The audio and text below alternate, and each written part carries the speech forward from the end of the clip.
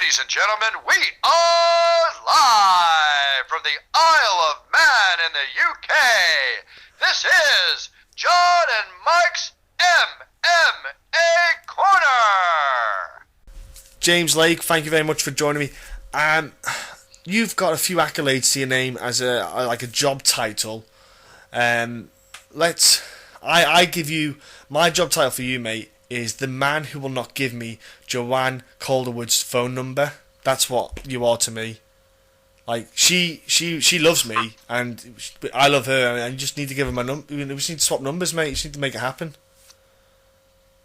It's alright, she won't give it up to me either, so you're fine there. James, yeah, what would you title yourself as? Because you've got more than one role, so what would you call yourself, mate? Because you're like an MMA, I don't know, kind of, I don't know what I'd call you. What would you give your job title as? Like the general dog's body, something like that. Right, that's a good one. No, I don't know. Obviously I do a bit of co-promoting, matchmaking, management, stuff like that. I don't really it's a really weird have a job title as such. You've got. There's too many jobs to give you a title. It's like, I work in MMA. That's kind of what it is. I don't know, but look, you've come to join me because we're going to talk about this weekend in the UK. We've got BAMMA, which has got their champion versus champion card. Do you know what? When it got announced, there's a hell of a good, good group of fights on the card, and I'm glad you're coming to talk with me about this, because we're going to talk about some of the fights on the card that interest us or intrigue us, that probably stick out more than others, and that's pretty much what we're going to do today, because I love talking about fights, and I consider as someone I can talk to about fights. I consider you a friend. You're a good man to talk to. You know what you're talking about as well, being in the fight game, so that does help. You'll probably know more than me. Look, let's kick off then. Let's talk about the first fight that intrigues us, because BAMMA have invested big time into their kind of featherweight division, and one of the guys that he's stepping back up to featherweight. It's Ronnie Mann. He's going up to, and he's fighting on Graham Turner. That's a hell of a scrap. Like, Ronnie Mann, he even went down. Ronnie was down at 135. It just didn't suit him. Like, it just, over time, Ronnie, he is a tough dude, veteran at, like, UK, I won't say UK accolade, but he's just he's a very good fighter, very technical. I like this fight, though, myself. I don't know about you. I don't know how you feel. Graham Turner, hell of a fighter, always puts on a good scrap. Yeah, well, I think there's loads of different ways of looking at it. Both guys have been around for donkey's years. You look at their records and their ages. I think they're like 28, 29, and between them, how many fights do they have between them? Probably around 70 fights, something like that. 70 fights. Oh yeah, definitely. You're knocking on a 70. Yeah, that's nuts to think. Yeah, both really, really active guys. Ronnie Mann's obviously been in Bellator. He's fought all around the world. Yeah. Since like Cage Rage as well. You got to think. Yeah. Oh. Yeah, he's been and he's only 29 still. Yeah. So he's a kid. He's probably deciding that he wants to step up to featherweight. I think a lot of guys reassessing the sort of weight classes and weight categories at the moment, aren't they? Yes. Where they should sit sort of better. So yeah, I think he's maybe sort of wanting to run at the higher weight class there to see how he fares there. But yeah, it's an interesting fight. Obviously, we know Graham from the Scottish scene. He's been on a few of our shows up here. Great fighter, Graham. He loves to scrap. He loves to get in there. He just loves to fight. He's just one of them fighters that just wants to get in there. He won't. He will fight anyone, anytime. He's just one of those guys. And it's a real good, I think, high level fight, and a good one to kind of see where they're at in that division in BAMMA. Yeah. Who's going to progress and possibly get a shot at the title, stuff like that. So it's a real intriguing one. Yeah, because it's quite low. I don't know the card structure, but they are put down as quite low on the card. So I think it's a good way to kick the card off, really, without having two experienced guys on the card. Like you said, they're both making their kind of debut on BAMMA, I believe, as well. So it's Graham. Yeah, he is one of them guys who he's a tough competitor. He's kind of fight. He's beat like likes of Ashley Grimshaw, Graham as well. He's not some nobody. He beat Narimani, who actually I think Nad fight. Yeah. He fought Alex, didn't he, for the title on Cage Warriors, if I recall? Didn't he? Yeah, he lost to Alex. Yeah, Yeah. He also beat another one of our guys, Marcin Borset. Yeah. Quite early on in their careers, and that they had a good sort of back and forth war. So yeah, it's quite an interesting one. It's going to be. I love it. I love the matchup myself. I like that one. I'm quite interested to see that one. Especially how Ronnie is at that weight. Like you said, that will make a difference. Like what kind of performance you want to get out of him. One in fight, a guy that's had someone step in on I say short notice. It's been like 3 or 4 weeks, so I don't know how much. I don't know what your class is short notice or what is call it as a change of opponent. But Matt Holm he's fighting. He's back against Alexander Bergman. I'm looking forward to seeing how Matt performs because he's not fought since 2014 I think it is. Since he fought in Cage Warriors, and the dude is like literally had 2014 had a KO finish and hasn't fought since. And you just think I feel sorry for the dude because as we said before, he's genetically gifted to look aesthetically ridiculously shredded. It's annoying to be fair. He's the kind of guy I just doesn't always win you fights though. No, he's the kind of guy you just keep a t-shirt on all the time around. No, but yeah, that's the thing. Yeah, just because they aesthetically look like Wolverine doesn't mean they're going to be good. Because, like you say, muscle needs oxygen. But at the same time, I'm looking forward to seeing how he performs. Because he's been out for a while. He's actually was meant to fight. I think he was meant to fight before, and an opponent fell out. Yeah, so, I think he had a pull out about a month ago or something like that on another show possibly. So yeah, it'd be interesting to see how he gets on. I don't know too much about Alexander Bergman. I think he's fought mainly in where he's from in Sweden. He's been on a few of the shows over there, Superior Challenge, Trophy, MMA. So yeah, it looks like he's more of a submission style fighter. He's got a few wins there by rear naked choke, and Matt Hallam, I think he's got the majority of his wins are by TKO. So yeah, it's probably more of a striker versus grappler matchup, which is always good to see. See how they get on against each other's styles. So yeah, it should be a pretty good one. Yeah, it's good because you got obviously fights always start on the feet, so you got to see how this grappler can get the game to the ground. Because that's where his strong point is. That's what always gets me. I think you can have a great submission game, but if you can't work on that takedown, as in working from because if they know you're going to want that takedown, they should. Sorry, I'll rephrase this because I've seen many fighters who are technically not capable to do the job right. But if you know someone's a grappler, you should be using only two. There's only 2 times the things you'd be using: straights with your punches and teeps with your kicks. That's the only 2 weapons you should be using. You shouldn't be exposing yourself with hooks because that means that guy's too close. That's all you should be throwing is picking them apart, and then when the guy gets more broken down, you can use other strikes. But I've seen it too many times where strikers just are not using their brain cells or footwork and keeping the range. It's just a part of the game. But yeah, it's interesting. And as well, go on. I say as well, it depends on the level of each guy's wrestling as well. Yeah, being able to keep the fight standing, being able to have that strength on the cage, to be able to sort of thwart any sort of takedown attempts, close in on the cage. So yeah, interesting to see.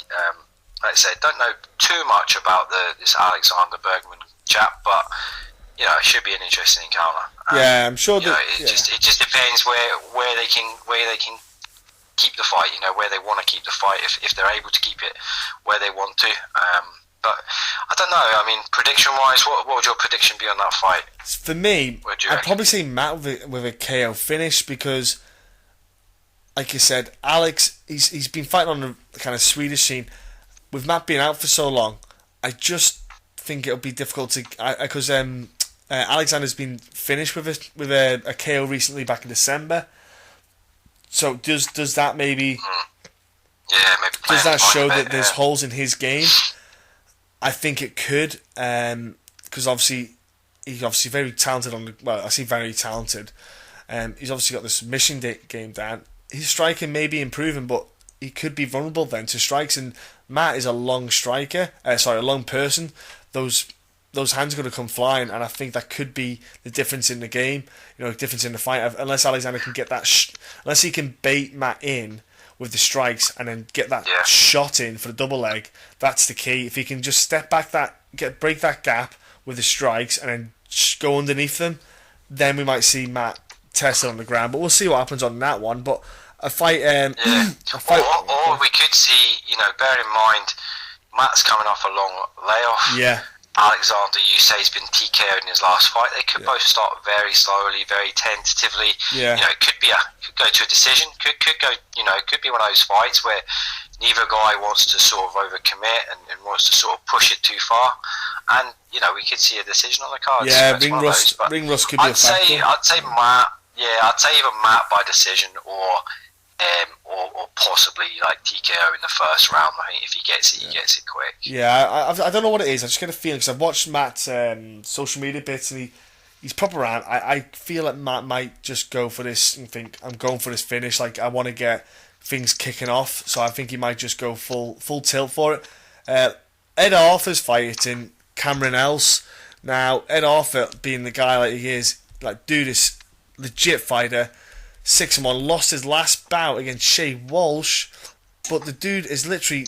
I tell you one thing about Ed Arthur, he's been fighting, solid guy since he's been fighting BAMMA. Only 2 fights, but like Alan Philpott and then Shea Walsh, he's a solid fighter. Ed Arthur, I enjoy watching him fight. He's fighting Cameron Else, and Cameron Else, to be fair, he's 3-2. He's not bad at all. But the thing is, he's the guy who holds a win over Paddy Pimblett, to be fair, which isn't something that a lot of people say. Even though, it was a while back. It was a while back. But the thing is, he's a guy who doesn't fight very often. Cameron, he's like almost fights like once a year. No, he actually does fight once a year. Sorry, and you think to yourself, what kind of fighter is that to fight once a year? Is that injuries? Is that he just likes he does it just because he does it for fun? I'm not saying BAMMA are picking this fight for Ed Arthur, but for me it looks like that. It looks like they picked the kind of ideal fighter for him. I think when you weigh it up, like you say, Ed Arthur has only lost coming against Shea Walsh for a decision. He's beaten some good guys there as well in his last few fights. His style is just kind of like all action, pressure. He'll make sure that you've been in a fight with him. Yeah. Whereas Cameron, you look at who he's beaten, like you say, other than Paddy, maybe there's not many names on there. He's lost to Spencer Hewitt twice. Yeah. He's not been very active. Is he going to be able to keep up the pace of Ed Arthur? It's one of those. I don't think he will. If I'm being honest. No. I think Ed will take it. I've got Ed on that one. I've got Ed. Really, that's kind of tailor made for Ed Arthur, in my opinion. That fight. Look. Yeah. One fight that's happening, which I'm not really that bothered about, but it's happening. There's a heavyweight fight between a guy called Mark Godbeer and Stuart Austin. It's almost like that. It's a unification, or whatever you want to call it, of the heavyweight title, because Mark was the heavyweight champ, was meant to fight on Risen, didn't happen. But then what happened was Stuart Austin, through accumulation of weird, like a mental fight week. Let's be honest, that fight week for that card was nuts. What happened with the heavyweights? He ended up going from, I think he was on the undercard with Thomas Denham, and then ends up fighting. No, it was not Paul Taylor. He was meant to fight originally.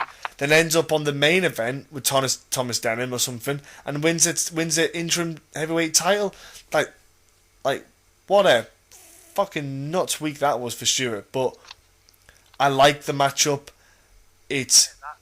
UK MMA wise, that is an exciting heavyweight matchup. Yeah. Going back to that point you made there about that fight with Thomas, is I think that fight of them probably enough at that point.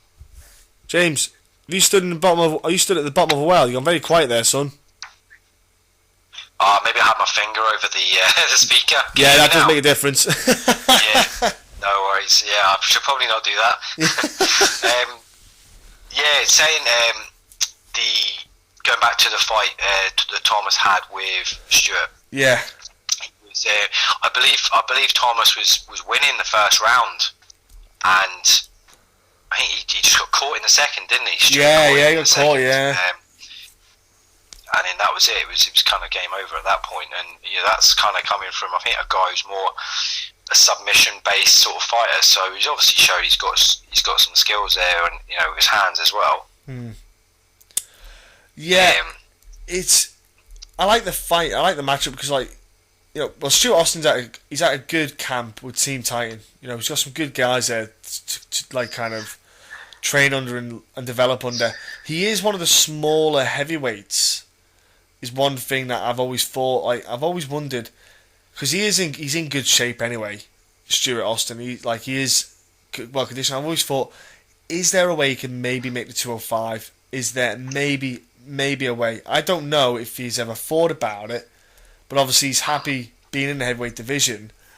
But he's going against a guy in Mark who he's marked on that optimal, what's deemed as the kind of optimal weight for a heavyweight should be.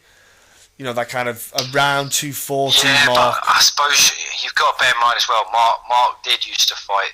He had a few fights at light heavyweight as well. Yeah. And he kind of had that same issue that he was struggling to make the weight, and he was finding that he wasn't, relaxed enough. He wasn't being able to express himself in the way that he should. So he decided to obviously go back up. But Stuart, I think he sits pretty light anyway. So maybe they'll come in, a slight difference in the weigh-in. We'll see. We'll see whether Stuart might put on a bit extra weight for this fight. I don't know, but he might think he will have the speed advantage and try and keep a bit lighter. Yeah, because he might say speed kills, as the saying goes. Well, the thing he's got to be careful with when he fights Mark is that if the fight starts on the feet and the fight Stuart doesn't start the quickest. He's like Donald Cerrone. Donald Cerrone is almost like he's just chilling out at the start of the fight. But the problem is he's fighting Mark, and Mark doesn't chill out at the start of a fight. Mark starts the fight with a tempo, and he likes to keep that tempo. As soon as he makes that first punch land, he has a tempo that he likes to keep up. And obviously he kicks as well. But what I'm saying is, Mark is just a guy. When he hits you, he's going to change your world when he lands that strike. And Stuart Austin, really, for me, he's going to have to use his speed to avoid that problem, because if he's going to want to stand with Mark, that's where I think troubles can begin. I'm not saying that Stuart. I'm not saying that, by the way, that Stuart can't hit hard. I am not. I'm just saying Mark will change your world when he hits you. Of course, I mean, at the end of the day, it's heavyweight fighting. Most guys in the heavyweight division can pack a heavy punch when it's on the button. So,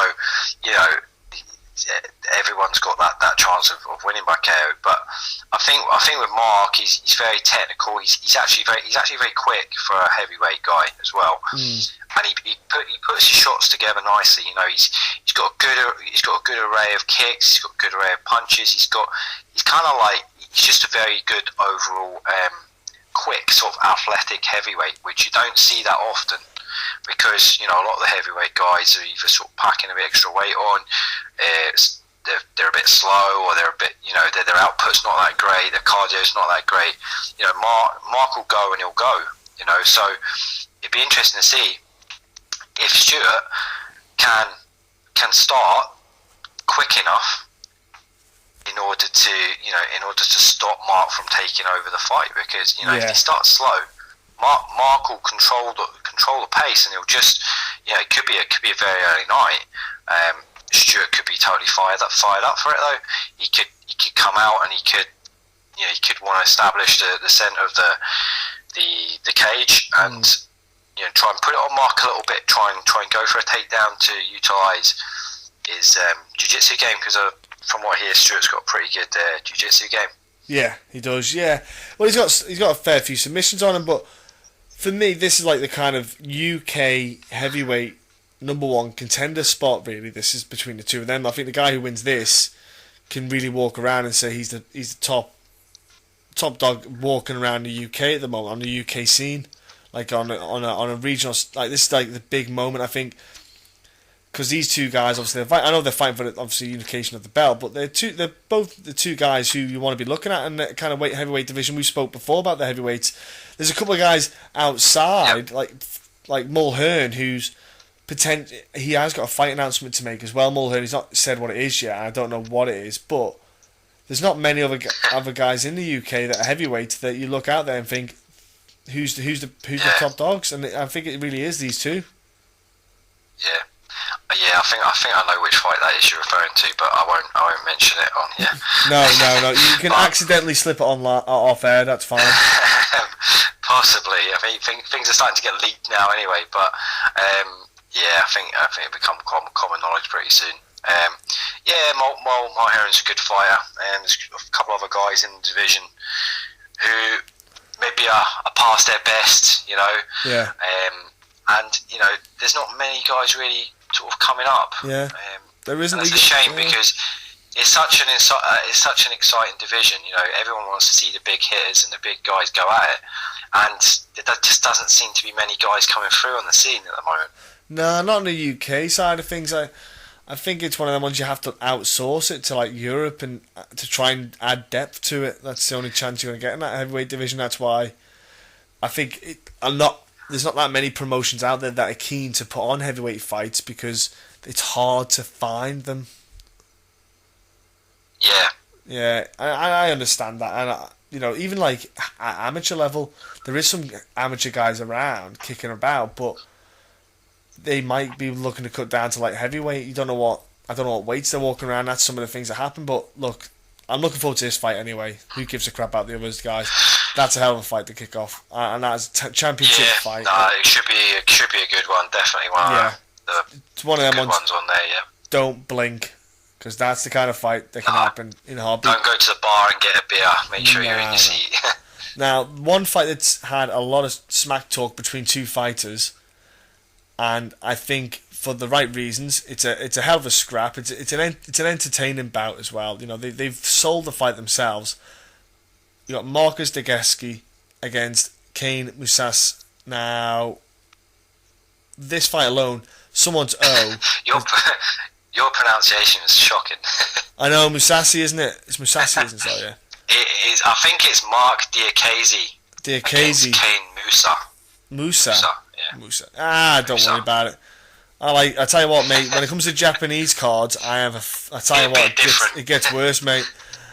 Look, someone's always got to go. Now, I remember Kane being on the same card as him for FFC. Which one is it in Manchester? Which one's Adams? Full contact. Yeah. So it's FC. I remember seeing Kane on there back then, and he has grown as a fighter since then. Mark, it's hard though.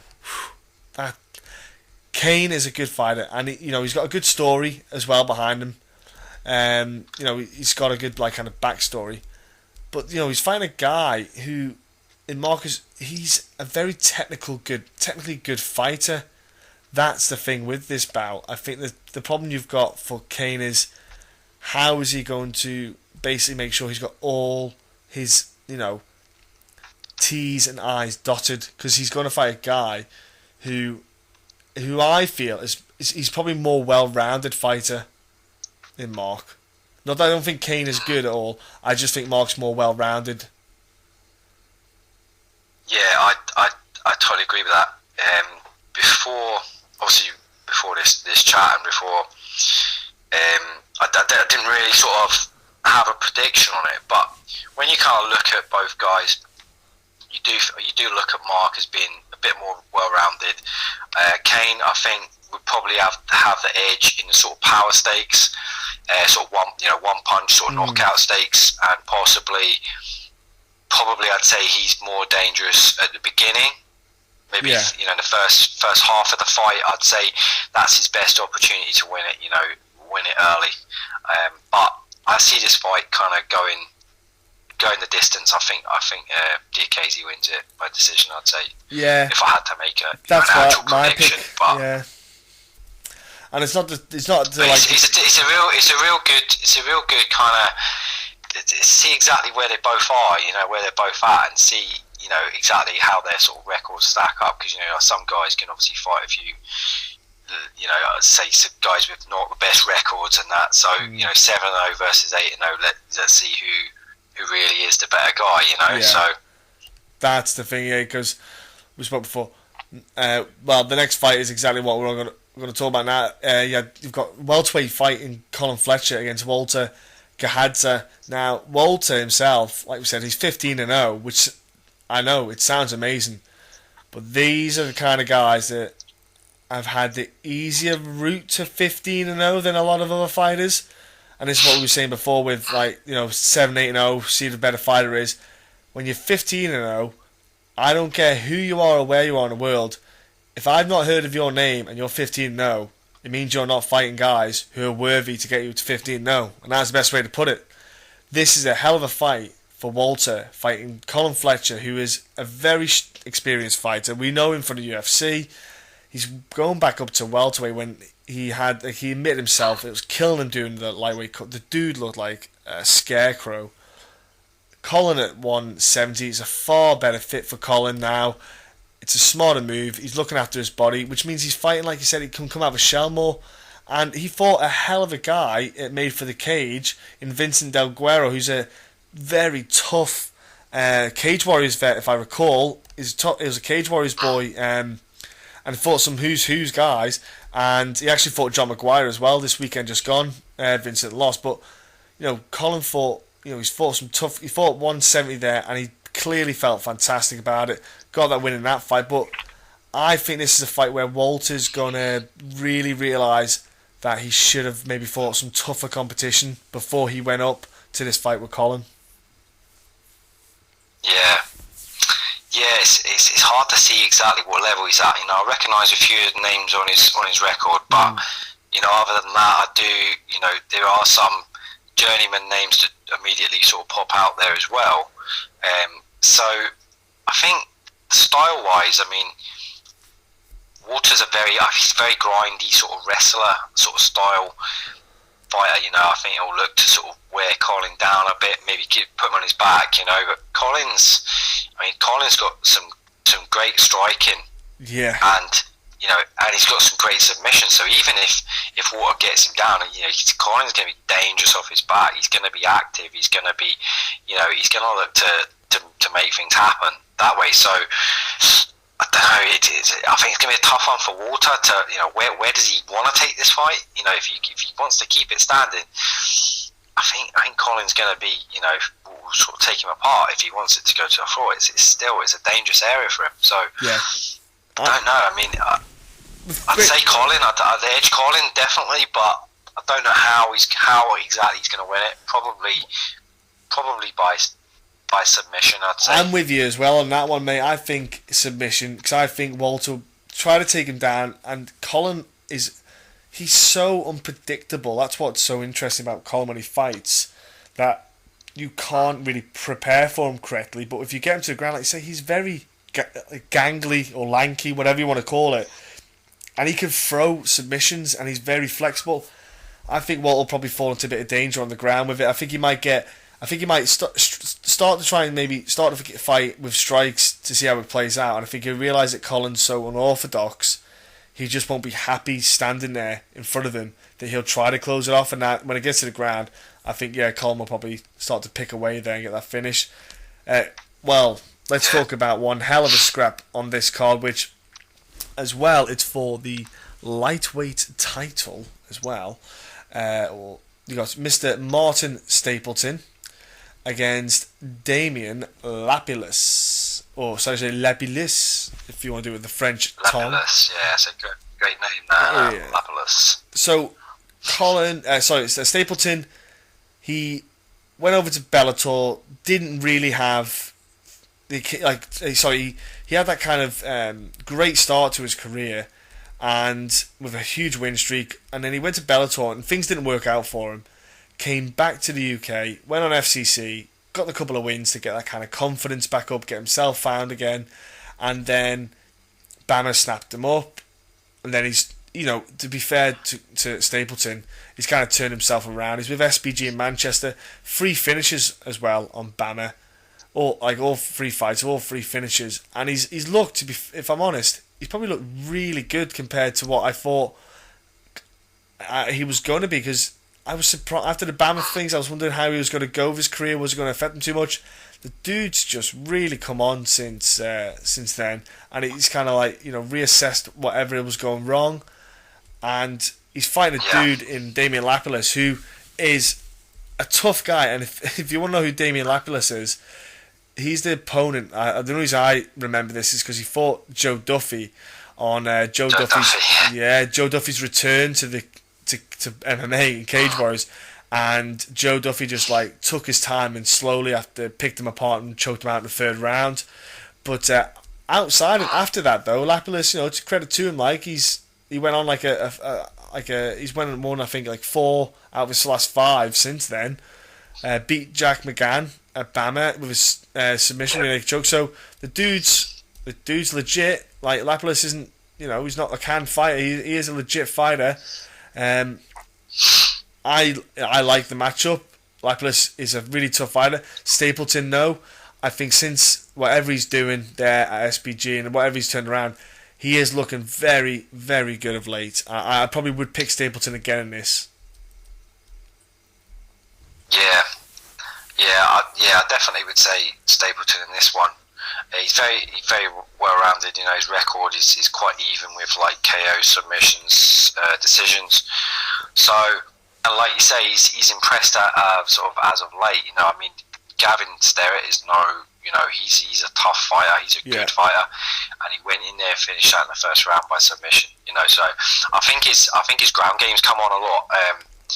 In recent times, so because he did have a few losses by submission, I think, earlier on when he was in Bellator and stuff like that. So, I don't know, maybe he's tweaked something, changed something. Went back to the drawing board. Who knows? But he's shown that he's comfortable down there now, and I think that's the way he'll get the finish in this one. I think he'll submit Lapillus probably. I don't know, maybe in the second half of the fight, round 2 or something like that. Is this a 3 rounder, isn't it? 3 round. BAMMA do your 3 round title fights. It's weird. Don't ask people. Don't ask. But I would I think Stapleton, because I think what's improved him is rolling with Rogers. I think them two rolling. I think that'll improve anyone's game, because Soul is a monster on the ground, absolute monster. And I think that's probably one thing that's helped him. The main event, though, is the kind of marquee fight. Let's say, call it I say marquee fight. It's like it's not a one-man show, because to be fair, let's be honest, he's fighting for the bantamweight title, and he's stepping in 135. His first fight at 135 was a hell of a fight against Mr. Damien Rooney. But you got the Fire Kid himself, Tom DeQuizno, against Shea Walsh. Now, Tom came down, like I said, to 135, and I'll be honest, mate, when I heard he got matched up with Damien Rooney, I was thinking to myself, man, that is a tough fight, because Damien Rooney is hard. He's a hard fighter. He's a tough cookie to crack. Damien didn't look good at 125 when he tried to cut down against Saj Hack in Cage Warriors. He just did not. That weight cut, I think it murdered him. He looked slow. He just looked like he had nothing on him. Kind of like Brad Pickett didn't suit 125 as well. He just suits 135 is for Damien Rooney, and he got murdered by Tom. That knockout was insane. Tom just had a field day with him. I was absolutely surprised, 'cause I thought Damien Rooney's quite big for a 135er.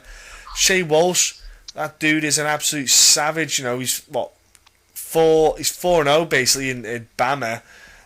Obviously beat Ed Arthur last fight, and he's even got a win against Saul Rogers. He's a tough dude, but he's a very skilled fighter. You know, he can hit hard. Shea Walsh, you know, he's a very hard hitter. I'd probably pick Tom myself, the Fire Kid. I just think there's something about this guy that he is the next kind of big thing for European MMA to probably go to the UFC when he decides he wants to go there. Like you said off air, he said no at first. He's a smart kid. He's only a kid, 22. Yeah. I'm probably picking Tom in this fight because he's just that kind of fighter. He's an exciting dude to watch, and I think he's probably going to, you know, I think he'll probably beat Shea I think he'll probably finish Shea Walsh if I'm honest. Yeah, it's Tom. Obviously, I think he is. He's one of them sort of phenoms, you know, of Europe. I think he's 22, had 13 fights. He's obviously only lost once to Amir Khani. Actually, I'm not too sure. That must have been at that featherweight, obviously there for that fight. I think he's really tough and really difficult to fight against. He's extremely quick. He shoots his strikes from all different angles. Yeah. You know, you can't. You know, what do you do? How do you fight against someone who's constantly in and out, moving side to side? You know, everywhere they're moving about. Their hands are moving in different directions to their body. You know, how do you prepare for someone like that? I mean, Shea's gonna come in with he's got a bit more of a grinding sort of wrestling style, look to sort of try and obviously limit Tom's striking, but I think it comes a time when he's gonna get hit. He's gonna need to get hit. You know, he's not gonna be able to avoid Tom for you know great sort of lengths of time. So I think Tom. I think this is definitely Tom's fight. I think Tom will get the finish again in this fight. I like Shea. Shea's a good fighter. He's very skilled, very good all rounder. But I think Tom's just there's just something special about him. I think. Yeah, special's a good way to put it. Yeah, I agree. He's almost quietly going under the radar in a way around the world, but I think there are rumblings about him going. But I think he's a guy that people need to watch out for. He's really going. I think this year, he's just got to be putting finishes away and people away, and he'll be in UFC. I'd be surprised if he's not in the UFC. If he decides to sign up, probably in the next 6 to 8 months, maybe. I think he might have one more fight after this, I think, and then he might go. Yeah. I don't know, but yeah, I'm with you on that one. I think as well. He's obviously if he's turned the UFC down or what have you. You're bearing in mind obviously if he's only had one fight, this is his second fight at that weight class. Yeah. You know, you don't really want to be going into the UFC at the weight class above. No. Given that his size, you know, he's obviously clearly sort of undersized. So I think if he goes in there, gets a couple more fights at bantamweight, a few more impressive wins there, I think, he'll be ready. He'll definitely be ready for the UFC. Yeah. I don't know what his contractual status is with BAMMA. I think did he not sign a new deal fairly recently? Did he not? He did, but I would imagine BAMMA would probably be okay with him going. If I'm honest. I think it'd be wrong of them to stop him. I don't know. Really? Man, if they did, I'll tell you what. Contractually, yeah. I don't think there's any clauses in the BAMMA contracts to allow fighters to leave. And you know, do you really want your? Well, all it is because I know a lot of promotions. No, yeah, promotions have that UFC clause where they'd let guys go if the UFC come knocking because they do respect the fact that it's a short timeline, this game, and the money made in it, you know, you're not going to make the most money if you're not in the UFC, if that makes sense. So I would be surprised if they didn't let him go. I would be surprised. I think it'd be not that fair on him. But if they don't let him go, it's their choice. Like you say, contractually, he is obliged to stick with them. I don't think there's any rush anyway. You know, even if he's got another 3 fights, because he probably wouldn't be tied into any more than 3 or 4 fights or 12 months or something like that. Yeah. So, you know, he could quite easily get another 3 fights and then, you know, step up, Yeah, he's obviously gone across to Jackson Winklejohns and did a bit of training there, which will only make him better. So I think at this stage in his career, he's just really, just trying to get better in all areas and just take on the best guys he can in the BAMMA. In the BAMMA kind of rankings, yeah. See how it goes. Obviously, it had quite a close fight with Brendan Loughnane, didn't he? Yeah. At featherweight, which a lot of people thought he lost, and I think that kind of showed the sort of size difference between them. Brendan was coming from 155. Used to fight. Yeah, he's kind of coming down, and obviously Tom's very undersized at that weight. So I think that area he kind of knew that as guys are getting better and better, I can't be in the featherweight. I can't be mixing around. Guys. It's a smart move though. Yeah, I think that fight helped him. Definitely. Yeah, and I think he made this move as soon as that fight happened. He went straight down and is like, look, there's no point messing around there because he's not going to get, he's going to get hard fights out of it. If he goes back to 145, they're not going to give him, a guy who's up and coming. They're going to give him guys who are established. And what's the point in risking? Stick in the division you should be in if you're going to go to, say the UFC and just keep developing and growing there. Plus, get his body used to cutting in 135 and getting into it. So, I don't think it's a huge cut for him. I think I look forward to the fight. It's going to be a hell of a card. You're going down there yourself. You said it. I'm sure you'll have an awesome time watching the fights anyway, James. But thanks for talking to me. And definitely. Thanks for coming on and having a chat with us. Like to look over some of the great fights that are going to be happening this weekend. Before you shoot off, though, James, how do people kind of get in contact with you if they're in? Let's say they want to have a manager, they need a manager in Fight Game. How can they contact you, or if they want to maybe get onto your show, if because you're a matchmaker, so to speak, or co-promote? How can people interact with you? Well, the best thing to do is to contact our Facebook page. We run most of our stuff through our page there, so it's just On Top Promotions. If you just search for that name, have a wee look on there. Send us a message. We're on Twitter. Our handle's On Top MMA. And we're just in the process of getting a new website redesigned, so we've not got that sort of up and running yet. We're just in the sort of process of getting sort of designs sorted, and hopefully we're going to have something that's quite interactive up and running, sort of the next month or so, hopefully. So yeah, just contact us probably through Facebook. It's the easiest one. Happy days. I'll put the links, ladies and gentlemen, on the bottom and description anyway, because I know people are too lazy to do stuff, and I'll just put a click there for you, so you can just click at people. But James, thanks, buddy, for coming and talking. I've had a pleasure, and have a fantastic weekend. I want to say have great fights for all your guys that you've got coming up. You've got a lot of people fighting. Of course, you've got my future wife, Joanne Calderwood, fighting as well soon. It's going to be exciting. First time 125 women's division. She's going to be one of the first girls doing it. So it's quite exciting as well. Yeah, man. Yeah, definitely. Yeah. I just want to say, I hope your fighters have a great, run in these next few months for you.